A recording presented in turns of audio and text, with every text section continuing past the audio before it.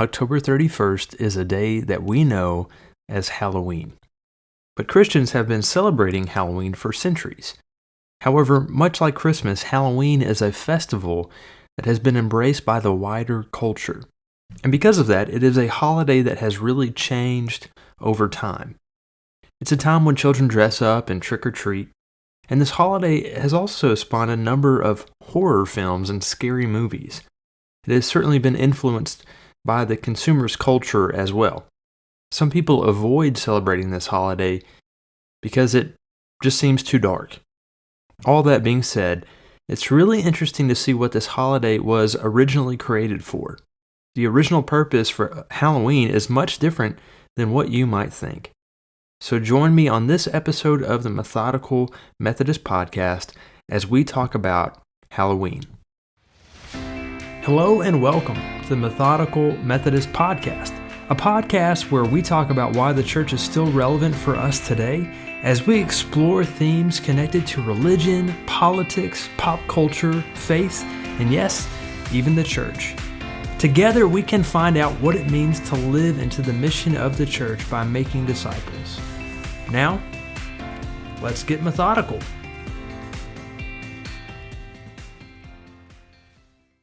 People are quick to point out that Halloween comes from a pagan tradition. It's true that many Halloween traditions evolved from an ancient Gaelic festival called Samhain. It marked the end of the harvest season and the beginning of winter. It was a day that the Celtic people honored their relatives that had passed on before them. But it was really the Christians who claimed this holiday and made it into Halloween, or All Hallows Eve. In the early 7th century, Pope Boniface IV ordered May 13th to be a day that is dedicated to St. Mary and the Martyrs. This day became known as All Saints' Day. In the 8th century, on November 1st, Pope Gregory III dedicated a chapel to all the saints in St. Peter's Basilica in Rome. Then Gregory IV made this festival universal throughout the entire church. All Saints' Day became a festival that was widely celebrated throughout the world every year on November 1st. All Saints' Day is a special Sunday when we remember those who have gone before us. Halloween is simply the night before All Saints' Day. It is much like Christmas Eve, which is the night before Christmas Day. This comes from the Jewish practice of beginning days at sunset instead of midnight. It's a practice that carried over into early Christianity. Halloween derives from the word hallowed, which means holy or sanctified. The word Halloween is simply a contraction of All Hallows Evening. It's essentially another term for All Saints' Eve. And if we look at this translation, we can see that this was intended to be a good and holy night. It was intended to be a time to prepare for All Saints' Day. As I researched this topic, I found that there's also a third day on November 2nd that follows Halloween and All Saints' Day, and it's a day called All Souls' Day. The combined 3-day observance of Halloween, All Saints' Day, and All Souls' Day is actually called All Hallowtide. All Souls' Day was established on November 2nd after a French monk from the 11th century named Odila of Cluny chose it as a day of prayer and intercession for all Christians who had passed away. By the end of the 13th century, this festival had taken root, and All Souls' Day was observed throughout the Western Church. All Souls' Day was set aside exclusively for commemorating personal friends and relatives. It was designed to place more of an emphasis on lesser-known Christians, especially the ones that people knew personally. In the past, All Saints' Day was traditionally a celebration of more well-known believers, like the disciples and the heroes of the faith. Over time, those 2 days have morphed into one. Nowadays, we celebrate All Saints' Day on a special Sunday when we remember the saints, past, present, and future. In the Apostles' Creed we state, "We believe in the communion of saints." This is a day when we honor the saints like the Apostle Paul, Augustine, even John Wesley. The United Methodist Church also honors people who have made an impact on our own spiritual lives. And so this can include a parent or grandparent or a close friend who has passed on before us. All Saints' Day is a day when we recognize Christians who have gone before us, but it's also a day of asking how we should live as saints now. It's an opportunity for us to ask ourselves, how do we intend to pass on the faith to future generations of believers? That's what the Communion of Saints is all about. On October 31st, we don't just celebrate Halloween, but we also celebrate Reformation Day. On October 31st, 1517, Martin Luther nailed his 95 Theses on the church door of Wittenberg. Luther was particularly critical of the practice of selling indulgences. It was essentially a certificate that the church would sell you so that you or your family member could go to heaven. One way that the church would try to convince people to buy indulgences was by telling them about their ancestors who were suffering in purgatory and they needed to be freed. And the only way to free them, they would say, was to buy an indulgence. So I don't think this was a coincidence that Luther chose this day, the day before All Saints' Day, to air his grievances against the church. Luther was probably thinking a lot about the saints that had gone before him when he wrote his 95 Theses. I think Halloween is an opportunity to do just that. It's a time for us to prepare for All Saints' Day and think about our loved ones and the ones who have made an impact on our lives. One thing that has become synonymous with Halloween is trick-or-treating. It turns out that trick-or-treating actually has a pretty long history. Around the 15th century, Christians had a custom of sharing soul cakes at All Hallowtide, which was from October 31st again to November 2nd. People would visit houses and take these small round cakes called soul cakes, and they would give them out these small cakes in return for praying for their souls. Later on, people would go to different homes on Halloween, and instead of begging for candy by saying trick or treat, they would beg for soul cakes by singing under the windows. They would sing, "Souls, souls, for a soul cake. Pray you, good mistress, a soul cake." They would ask for mercy on all Christian souls for a soul cake. This early form of trick-or-treating was known as souling and was practiced in parts of Britain, Belgium, Germany, and Austria.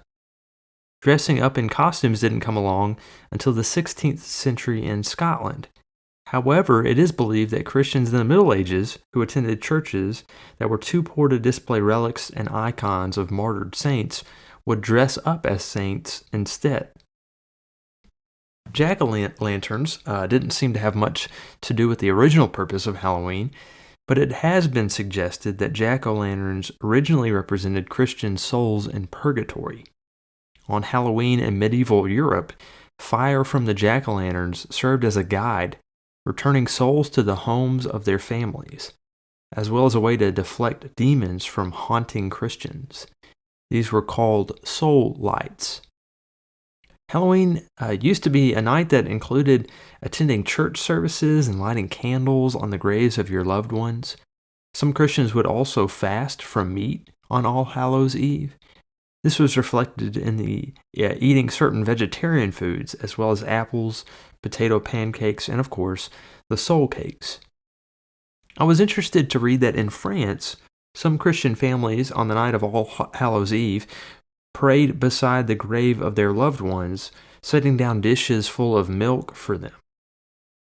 On Halloween in Italy, some families left a large meal out for ghosts of their past relatives before they departed for church services. In Spain on this night, some special pastries are baked, known as bones of the holy, and put on the graves of the churchyard, a practice that continues to this day. So as we think about the saints and reflect on the origins of Halloween, I thought I might share a few thoughts with you from the Gospel of John. In this gospel, in this story, it's kind of a ghost story, really. It's a story of a man being brought back to life. John 11:32 through 44. When Mary reached the place where Jesus was and saw him, she fell at his feet and said, "Lord, if you had been here, my brother would not have died. When Jesus saw her weeping, and the Jews who had come along with her also weeping, he was deeply moved in spirit and troubled. "Where have you laid him?" he asked. "Come and see, Lord," they replied. Jesus wept.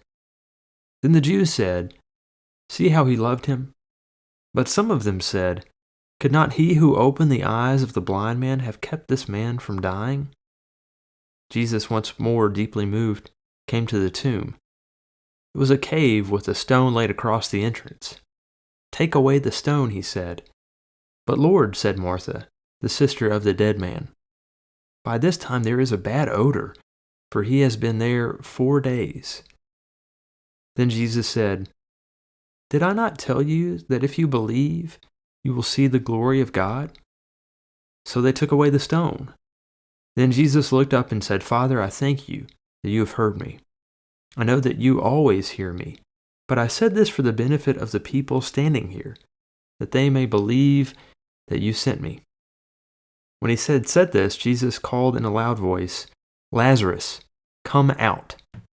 The dead man came out, his hands and feet wrapped with strips of linen and a cloth around his face.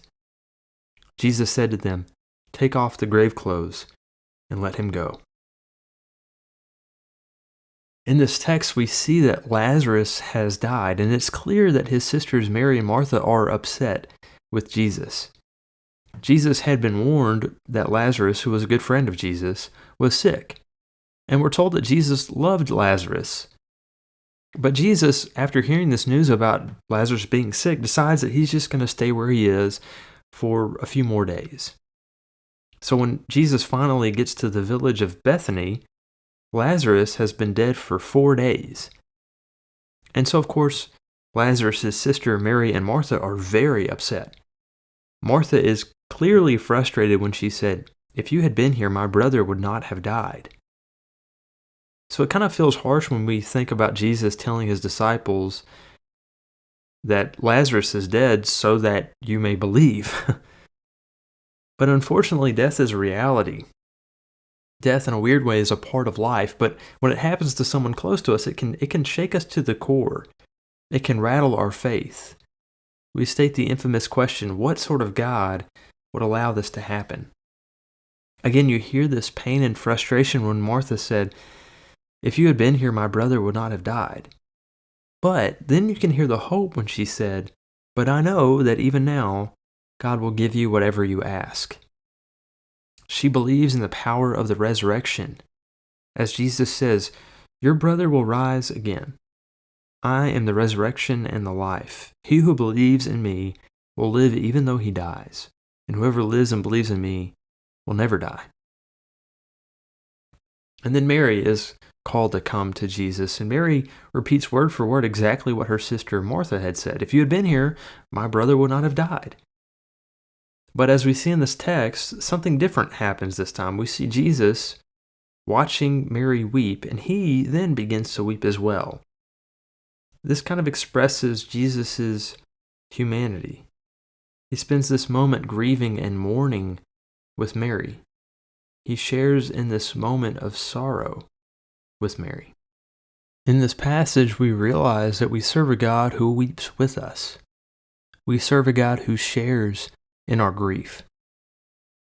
Several years ago, the editor of the United Methodist Reporter invited subscribers to submit stories that they had heard in church that had lingered in their minds. An elderly woman in California submitted a story that she had heard in church as a child that she had never forgotten. The story goes like this. There once was a mother who had sent her young daughter down the street to pick up a loaf of bread. The little girl was late returning home. The mother grew very anxious. When the little girl walked through the door, the mother asked, "Where have you been?" Her daughter replied, "I came across my friend from down the street who had broken her doll." "Oh," the mother responded, "and you stopped to help her fix it?" "No," the little girl replied, "I stopped to help her cry." In the context of this story, the Reverend Carl Stiegel states the following. The elderly lady who remembered that story throughout her long life had done so simply because it's so true to our human experience. When persons we love experience tragedy within their lives, a child killed, tragic accident, loss of a job, it's impossible within our human vocabularies to express our deepest feelings of love and support. Yet during the midst of those difficult times, we must remember that we are not called to say the right words. We're simply called to be a ministry of presence that can make a significant difference. As Romans 12:15 says, "Rejoice with those who rejoice, and mourn with those who mourn." In this text, we have two words with great meaning. Jesus wept. Just those two words show that we have a God that cares. And I love the reaction from the Jews who see Jesus weep. They say, "See how Jesus loved him." Jesus really cares about us. Jesus really does love us. As Cynthia Jarvis states, Jesus weeps, his tears constituting the only theological response we often can make when called to the side of the grieving. To another's lament and longing for a reason from on high, we speak of the God who weeps with us.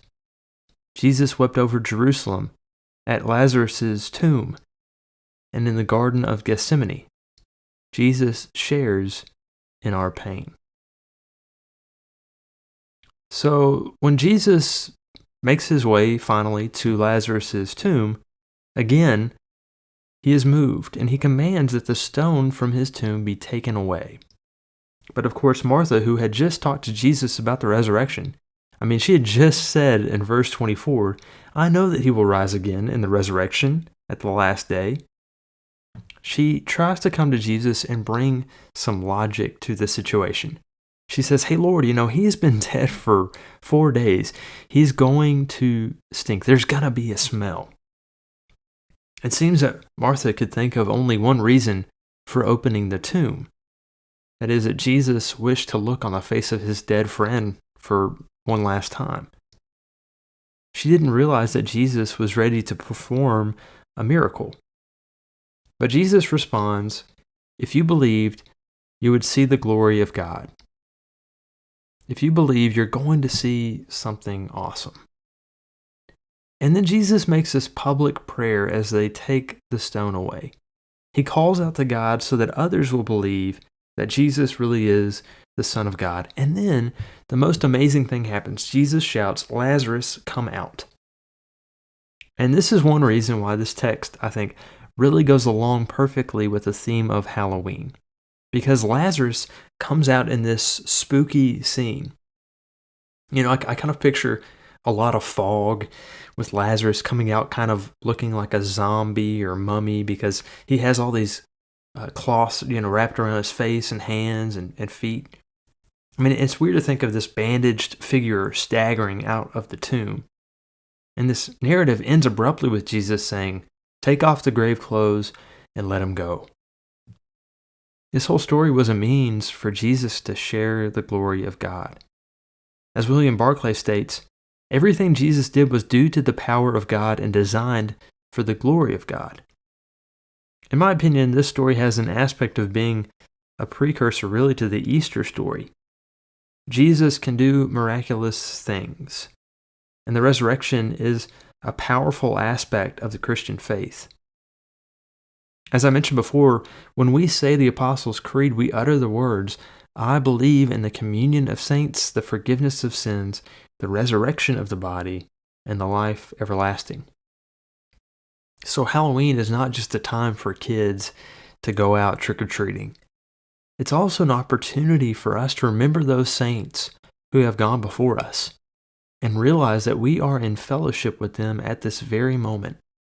And we can believe that Jesus is the resurrection and the life everlasting. So even though many people don't think of Halloween as a Christian holiday, I would argue that it is a very Christian holiday indeed.